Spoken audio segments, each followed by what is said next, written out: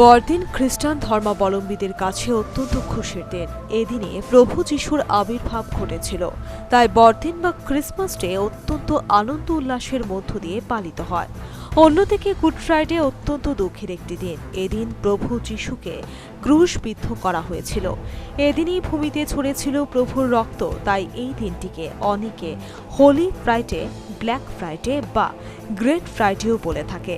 প্রতি বছরের ন্যায় এবছরও নন্দননগরের ডন বস্কো গির্জায় অত্যন্ত শ্রদ্ধার সহিত পালিত হয়েছে গুড ফ্রাইডে। গির্জার সেক্রেটারি অরিন্দম দেববর্মা বলেন, আজকের দিনে প্রভু যিশুর 14টি পর্বের কথা স্মরণ করা হয়। ক্রুশে নিয়ে যাওয়ার পথে প্রভুর সাথে যে ঘটনাগুলো ঘটেছিল তার আলোচনাও করা হয়।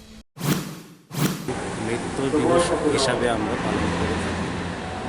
এখানে আমরা স্মরণ করি ওনার 14টা পর্ব, যেখানে নাকি উনি ক্রুশে যাওয়ার পথে উনি পড়েছিলেন এবং ক্রুশে যাওয়ার পথে ওনার সাথে কি কি ঘটনা ঘটেছিল তা আমরা স্মরণ করি।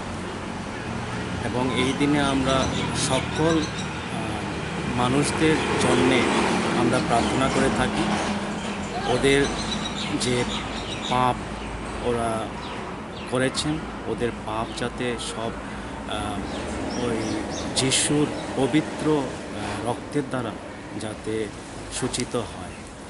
এবং আমরা আমাদের দেশবাসীর জন্য আমরা প্রার্থনা করে থাকি।